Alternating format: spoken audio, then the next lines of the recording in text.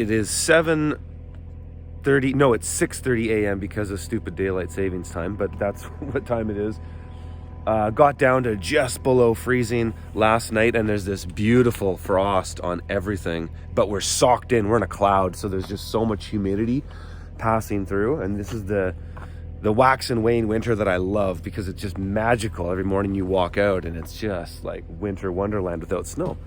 So anyways, I'm standing here at the pond, and you'll notice there's this white shit everywhere, and that is not the frost. It's this product I've put in here, and I won't even say the name of it now because I don't know if it works, and so I don't want to give them any kind of endorsement if their product sucks. So I bought this product, and we'll circle back with it, but I'm basically making this video for just documentation purposes, and perhaps some of you can benefit from it. But anyways, my pond is leaking, and it's most likely leaking.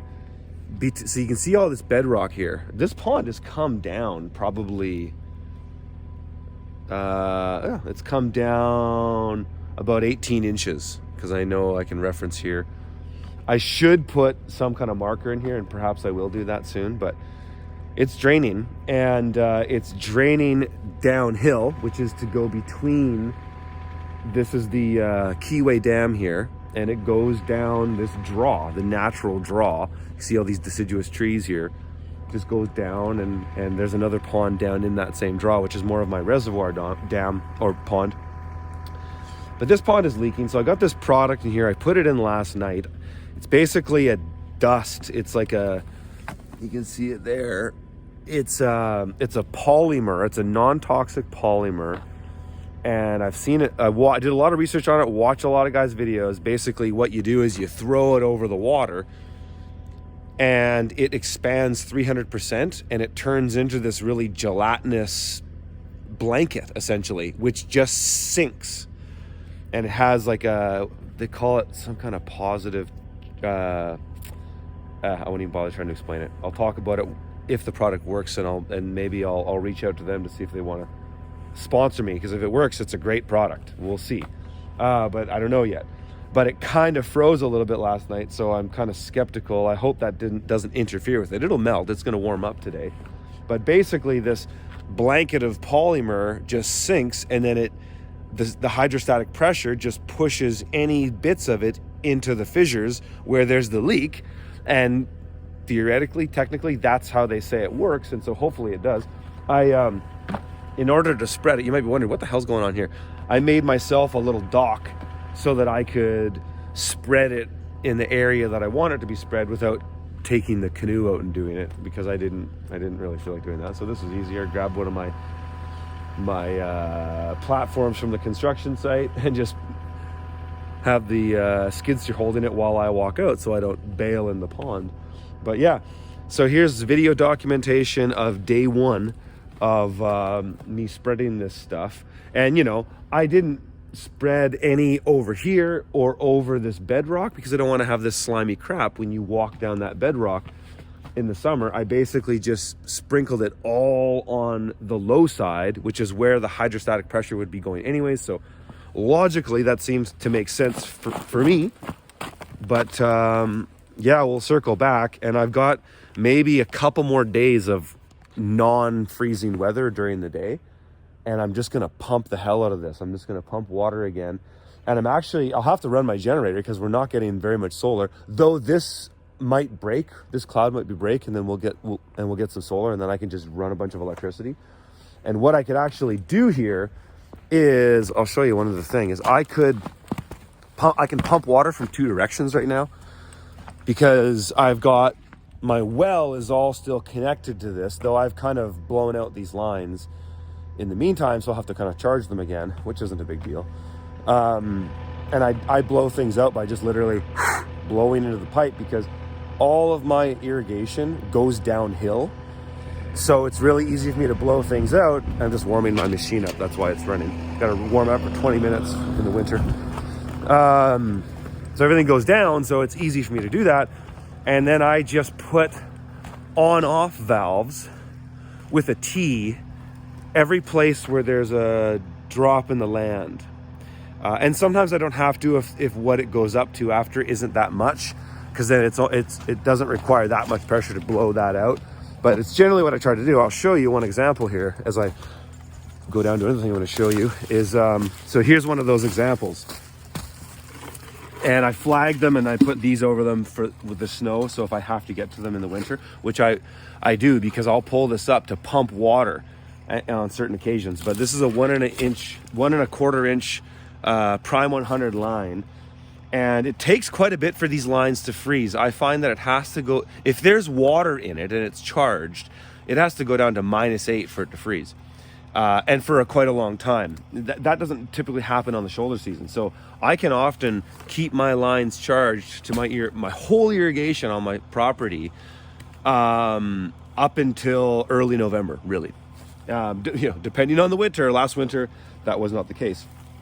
But fortunately, I saw that coming and had those lines blown out, and I haven't had any blowouts or damage for anything. But this is what I have essentially, and this is open right now too, right? So there's nothing coming out because it's not charged. But this is what I have all of my property. That's my main delivery water system for the Homestead. And it's quite complicated. And I've done a lot of videos on it and from the field, and maybe a bit on YouTube too, but I'll do some more in the future. But that's how this works. And so I'm gonna pump water, and I got another one just up here, but I'm gonna pump water from 2 directions today. I'm gonna try. So I've got this little shed down here, and this is part of the original irrigation system. Not irrigation, but just water system on this property. And it's got this little stairwell that you lift up, and there's a culvert here. And it's really a neat system. And this culvert just goes down, it's 7 feet, so it's not that deep, but that's because it's sitting on bedrock. So it goes down 7 feet, and right now, I've got about 4 feet of water in there.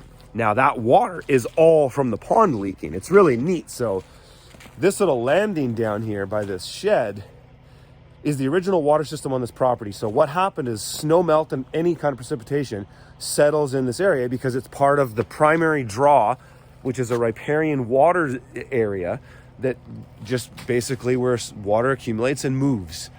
And they dug this little area here and put a bunch of gravel in it so that it would technically hold more water. Because if you put gravel in, there's more surface area inside, more room for water. So they put gravel in there, and then they cut a culvert down here, right? So they would have dug down 7 feet, put that culvert in there. And the idea of a culvert in the ground is that if the bottom is gravel, which it would be in this case, or if the culvert is perforated, and often some of them are, the idea is that the hydrostatic pressure that's all around it from it being surrounded in water just pushes the water up as it would.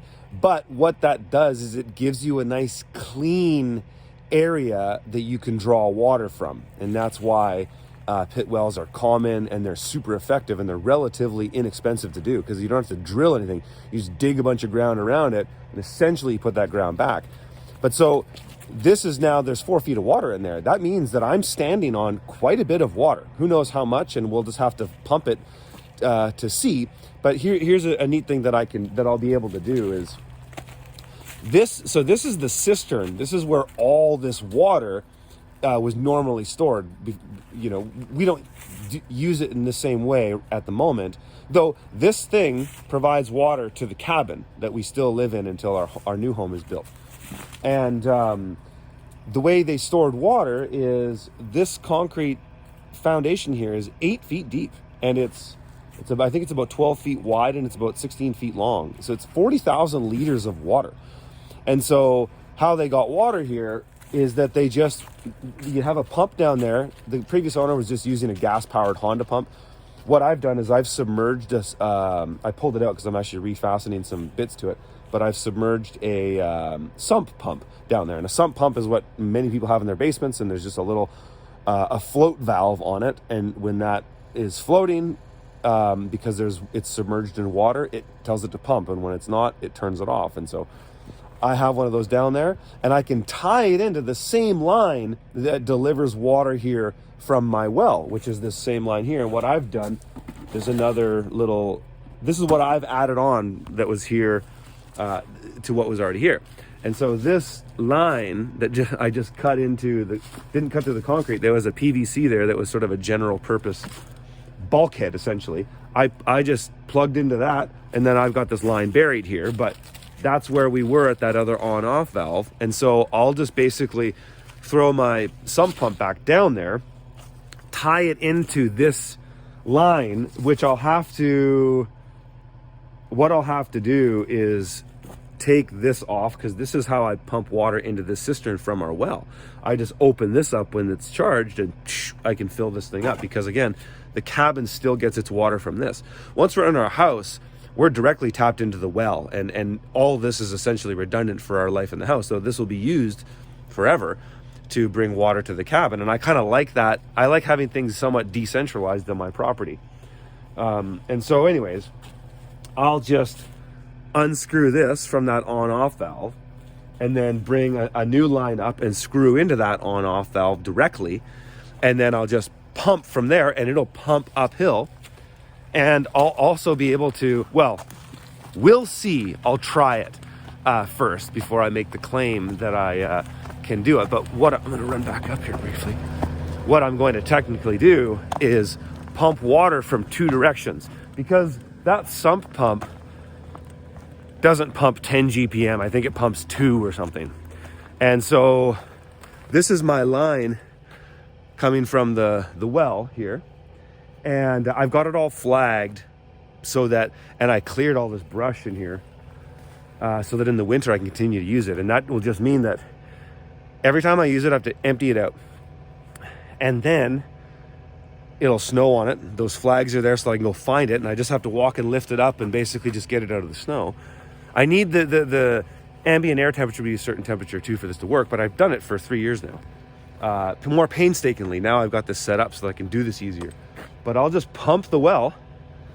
Water will come here. And so this one tees off. So again, same little thing that I built, just DIY, just using an old pot, just to keep that switch covered so that I can turn it and doesn't get too frozen. Because if snow gets on it and then it freeze thaws, it turns to ice, and then you can't turn any of these things because all the joints are frozen. But you can see that that's not. So I'll technically be having water coming from this direction and this direction, and we'll see if that's going to work, and we'll do that in another video. If you guys liked this, please smash the like, comment if you got something to tell me. All right, see you in the next one. Thanks for watching, folks. If you want to learn any more about the products and services that we offer, head over to freedomfarmers.com. We can teach you how to get on the land and everything else from there.